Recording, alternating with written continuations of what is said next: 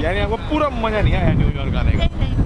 ठीक है। अरे तो फिर इससे ज़्यादा मजा आपको कहाँ आ सकता है? और अब मैं क्या बोलूँ? कुछ तो बताओ। बताओ ना, कहाँ जाने चाहोगे पब्लिक हॉलीडे पे? ये तो हो गई आपकी। अब तो जब भगवान ने बुलाया तो स्विट्जरलैंड जाऊंगी एक बार, जब तक टांगें चलती है। भाई इनकी टांगें बैठने से पहले इनको स्विट्जरलैंड लेके जाना है। ठीक है।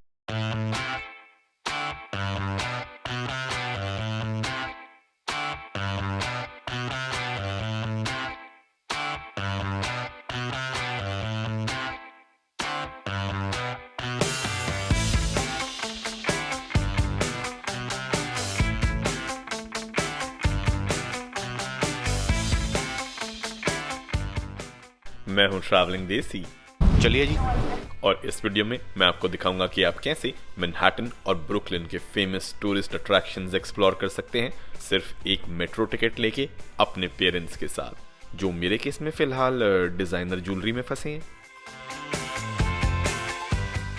न्यूयॉर्क में दूसरा दिन और जैकेट्स हमने स्विच कर ली हैं और आज हमने जाना है ब्रुकलिन ब्रिज, क्योंकि कल मैनहट्टन ब्रिज और ब्रुकलिन ब्रिज इसलिए मिस हो गए थे क्योंकि हमने लास्ट मोमेंट ये डिसाइड कर लिया कि हम फेरी लेके स्टैच्यू ऑफ लिबर्टी तक जाएंगे, which was not the part of the initial plan. But क्योंकि वो उसी तरफ है तो वही सेम मेट्रो लेनी है कल वाली, और ब्रुकलिन ब्रिज निपटाने के बाद हम वापस आएंगे मैनहट्टन और जाएंगे सीधा इसके main tourist attraction time square पे, और वहाँ पे आसपास फिफ्थ एवेन्यू, ब्रॉडवे थोड़ा सा घूमने के बाद फाइनली वापस, क्योंकि आज बहुत ज़्यादा बारिश हो रही है और ठंड भी आज बहुत ज़्यादा है, तो इसीलिए लेट्स सी कितना कर पाते हैं आज। So guys, as I told you, New York में टूरिस्ट की जगह तो मैनहट्टन है, जिसको दो हिस्सों में डिवाइड करके घूमना बेस्ट रहता है।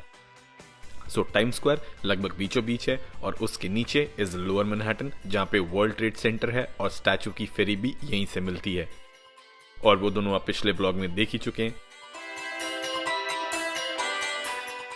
बट साथ ही ब्रुकलिन भी इसी तरफ है, इसलिए हमने वही पिछले दिन वाली मेट्रो पकड़ी न्यूयॉर्क के आइकॉनिक ब्रुकलिन ब्रिज की तरफ जाने के लिए, जो कि हमारी आज की डेस्टिनेशन लिस्ट में टॉप पे था। और क्योंकि आज बारिश बहुत ज्यादा तो इसलिए मैं ATD नहीं लेके जा पा रहा, G7X लेके जा रहा हूँ, तो इसलिए आपको जो वाइड एंगल शॉट नहीं मिलेंगे, मेरी शक्ल थोड़ी ज्यादा देखनी पड़ेगी क्योंकि एक्सटर्नल माइक और ATD बारिश में गड़बड़ हो जाएगा,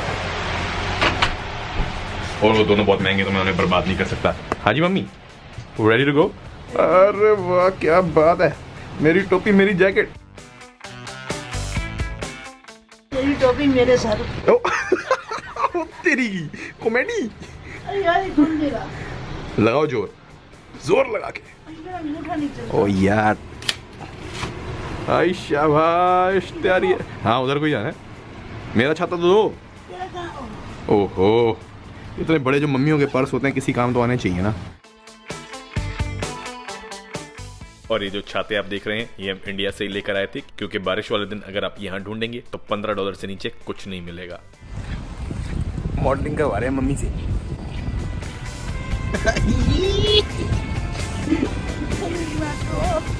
मेट्रो बस थोड़ी आगे है। और एक पॉली बैग जरूर रख लीजिएगा ताकि इनके गीले होने के बाद भी आप मेट्रो राइड करते हुए या फिर मॉल्स में जाते हुए अपने बैग्स में इन्हें आराम से रख सकें।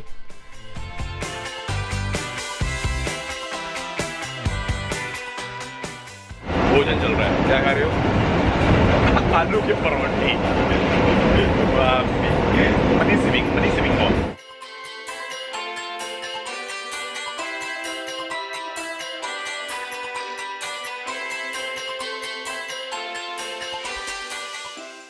अब क्योंकि बारिश काफी तेज थी और कैमरा मुझे छाते के नीचे और अपने पास पकड़ना पड़ा, इसलिए प्लीज बेयर विद मी। और मेरे पीछे जो मेट्रो स्टॉप है इसका नाम है Brooklyn bridge city hall stop, और यहाँ पे आप सीधा आ सकते हैं वर्ल्ड ट्रेड सेंटर से 4 या 5 नंबर की अप टाउन मेट्रो लेके। बट क्योंकि सिर्फ 5, 7, 10 मिनट की वॉक है मैक्सिमम, तो हमने $5 बचा लिए और हम पहुँच गए हैं सीधा ब्रुकलिन ब्रिज की शुरुआत पे, और यहाँ से आप पैदल चल के जाने वाले हैं ब्रिज की तरफ, और उसके बाद उसको क्रॉस करेंगे और फिर वहाँ से सैर करते हुए जाना है हमने डम्बो एरिया, जो कि मैनहट्टन ब्रिज के नीचे। ट्रस्ट मी गाइज, बारिश काफी इनकन्वीनियंट हो सकती है, बट न्यूयॉर्क की बारिश में एक अलग ही लुक निकलती है।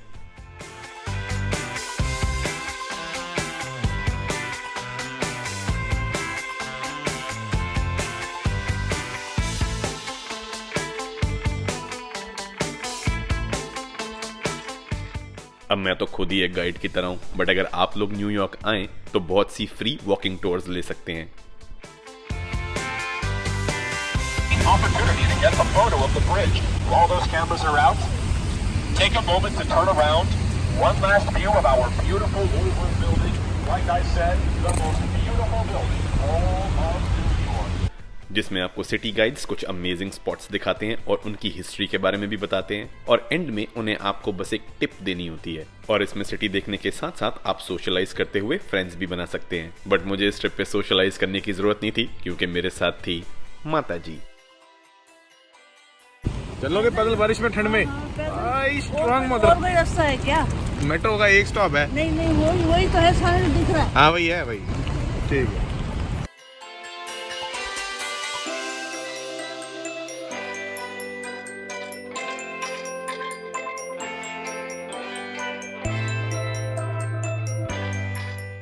और फाइनली अब हम पहुंच गए हैं ब्रुकलिन ब्रिज। बट बारिश इतनी ज़्यादा हो रही है कि छाता सिर पे रखना है वरना कैमरा गीला हो जाएगा। और हवा बहुत तेज़ है और थोड़ी सी ठंड भी है, बट फिर भी फील आ रही है क्योंकि पिछली बार जब मैं यहाँ पे आया था तो समर था और पूरा दिन निकला हुआ था और बहुत ज़्यादा भीड़ थी। अप्रैल का टाइम था, बट अभी क्योंकि सीज़न शुरू नहीं हुआ है तो भीड़ कम है, तो फिर भी थोड़ी अच्छी सी फील आ रही है। और ये वही ब्रिज है जिसमें गॉडजिला फंस गया था, गॉडजिला मूवी में। अपने टाइम का इंजीनियरिंग का ये करिश्मा 1883 में बना था और एक टाइम पे इस पे ट्रेन्स और घोड़ा गाड़ियां चला करती थी। बट आज इस ब्रिज के दोनों तरफ तेज रफ्तार गाड़ियां दौड़ती हैं जिनको आप मेरे लेफ्ट और राइट पर देख सकते हैं। और अपना फॉलो शॉट कंप्लीट होने के बाद मैं वापस आया, मम्मी के हाथ से कैमरा पकड़ा और लेने शुरू किए लो इंक्लाइंड डायगोनल शॉट्स, जिसमें सब्जेक्ट को आप फ्रेम के सेंटर में रखते हुए डायगोनली कैमरा स्विंग करते हैं।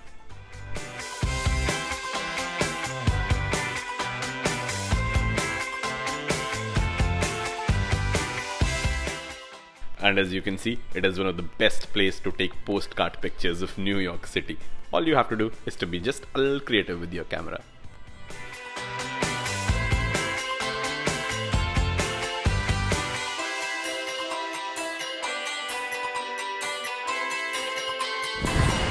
ठंड बहुत है जी, ठंड बहुत है, बहुत ठंड है जी।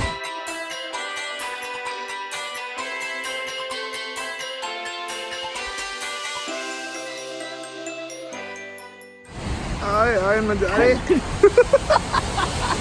और इसी के साथ ब्रुकलिन ब्रिज की सैर तो समाप्त और अब जा रहे हैं वापस नीचे उतर के डंबो की तरफ। आए क्या हुआ, थक गए? डंबो जाने की हिम्मत है या सीधा टाइम स्क्वायर चलें? हमको बहुत चलना पड़ेगा। डंबो के लिए यहाँ से कोई आधा पौना किलोमीटर है और उसके बाद वहाँ से वैसे तो वही व्यू है जो हमने यहाँ से देखा है। रहने दो, टाइम स्क्वायर। चलो टाइम स्क्वायर चलते हैं, मेसीज चलेंगे, शॉपिंग वॉपिंग हो जाएगी थोड़ी, अंदर अंदर से देख लेंगे।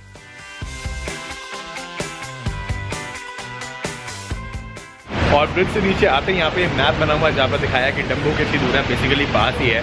बट क्योंकि मम्मी की जवाब आपने सुन लिया है कि नहीं जाना, तो हमको सीधा टाइम स्क्वायर लेके जा रहा हूँ। और ब्रुकलिन में पहुँचते ही हमारा स्वागत हुआ यहाँ पे वीड की स्मेल, धुएं और यूरिन की स्मेल से। काफ़ी डर्टी एरिया है, इस तरफ पास है।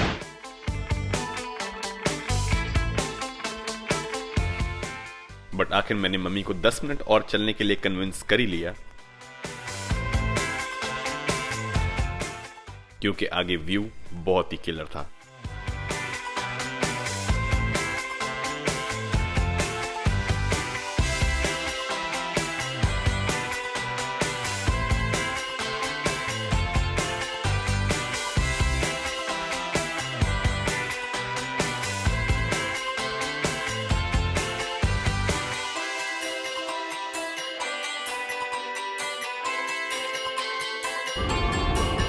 इधर हो जाओ, गाड़ी आ रही है आपके पीछे।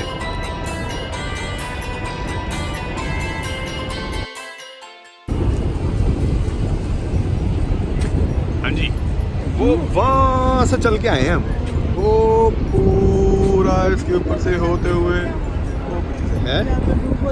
धूप होती तो फील ही आ जाती है यहाँ पे, पर भीड़ भी बहुत होती है फिर धूप वाले दिन।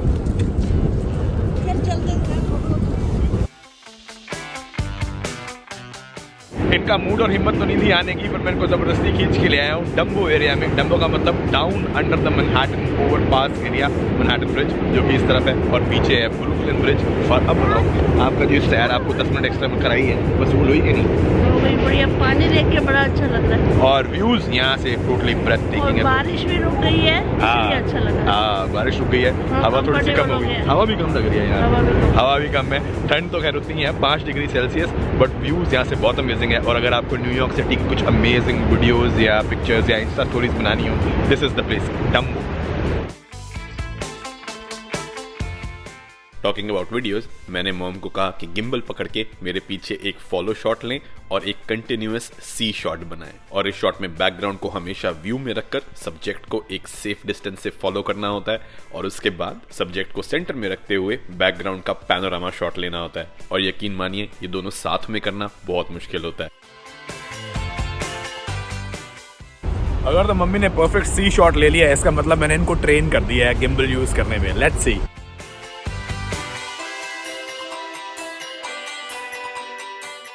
हाँ जी, क्या लगता है कैसा शॉट आया होगा? पता नहीं, तू देख ले। कैमरा पर्सन हो गई है दीपा मनोचा। फेल हो गई। आप जिस दिन मेरे को पैदा किया था उस दिन पास हो गए थे। अच्छा, बड़ा करके फेल हो गई। Sense of humour Deepa Manocha का। मैंने सोचा एक शॉट मम्मी का भी ले लें, तो मैंने गलती से इन्हें सीधा खड़ा रहने के लिए बोल दिया, और ये ऐसे खड़े हुई जैसे कि एक टीचर असेंबली में खड़ी होती है। अटेंशन।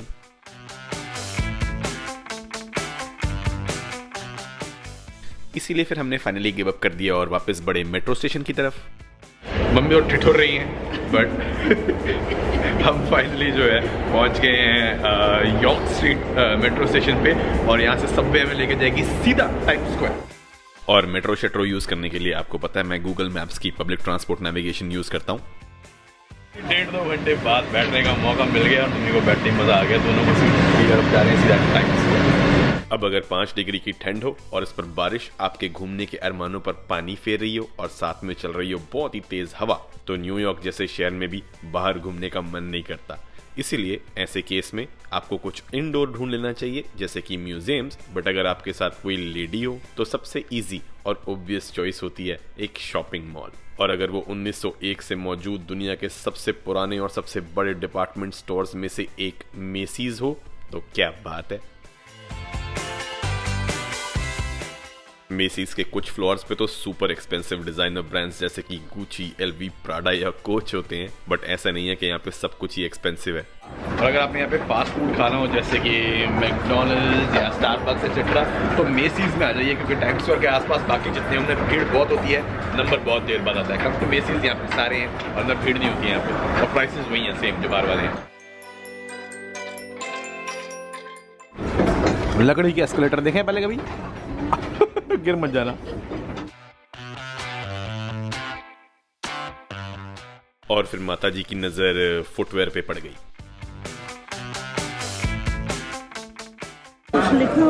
$110 है बस, मतलब 8,000 रुपए की है।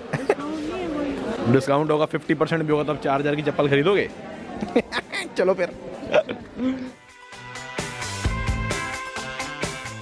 फिर हम हार मान के अल्टीमेटली चप्पलों पे आ गए। बट फिर मम्मी इसको ये तो समझाना बड़ा मुश्किल है कि एक ठप्पा लगे होने की वजह से इस चप्पल की कीमत 3-4 हज़ार है। इसलिए हम फाइनली ऊपर आ गए मेन सेक्शन में।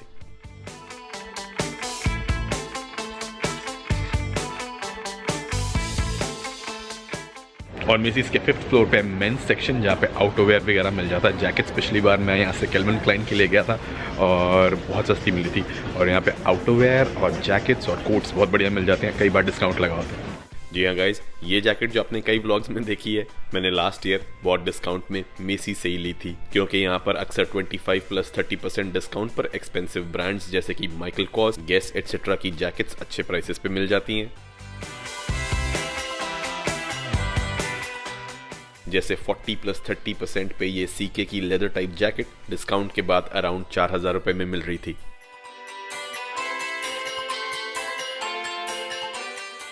यहाँ पर अक्सर सेल में विंटर वेयर बहुत अच्छे प्राइसेस पे मिल जाते हैं, बट मुझे किसी का साइज समझ नहीं आ रहा था और किसी का स्टाइल, बट उसकी भी एक वजह है। इतने बड़े मॉल में आने का सबसे बड़ा फ़ायदा ये होता है कि यहाँ पे वैरायटी इतनी होती है कि बंदा देखते देखते थक जाए। यहाँ पे लिटरली 8-9 फ्लोर्स हैं और सारे सामान से भरे हुए हैं, बट यही सबसे बड़ा नुकसान भी है क्योंकि इतनी वैरायटी होती है कि समझ ही नहीं आता कि बंदा खरीदे क्या। और वही प्रॉब्लम है, हमने यहाँ पे तकरीबन 2-2.5 घंटे स्पेंड कर दिए हैं और माता जी अब टाइम स्क्वायर नहीं जा सकती, जो कि यहाँ से 10 मिनट की वॉक पे, क्योंकि इनकी टांगें जवाब दी गई हैं। इसलिए आज हम जा रहे हैं वापस घर। आज का प्लान यहीं पे कंप्लीट। चलिए वापसी कल आएंगे टाइम स्क्वायर। ओके।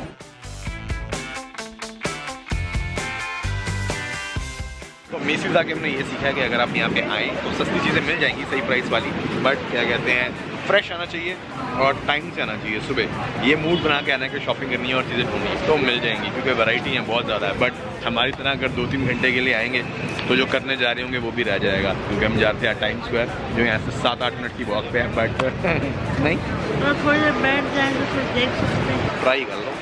फिर बैठेंगे भी कहाँ, बारिश हो रही है। बस फिर मम्मी का इनडायरेक्ट इशारा समझते हुए हमने वापसी की मेट्रो पकड़ी और पहुंच गए वापस अपने BNB के पास वाले मेट्रो स्टेशन ग्रोव स्ट्रीट पर।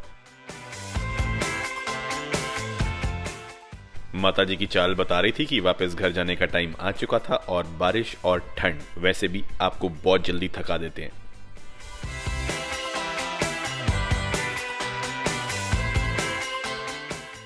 पूरी जैकेट तो भेजेगी तो पूरे तुसी गीले हो गए।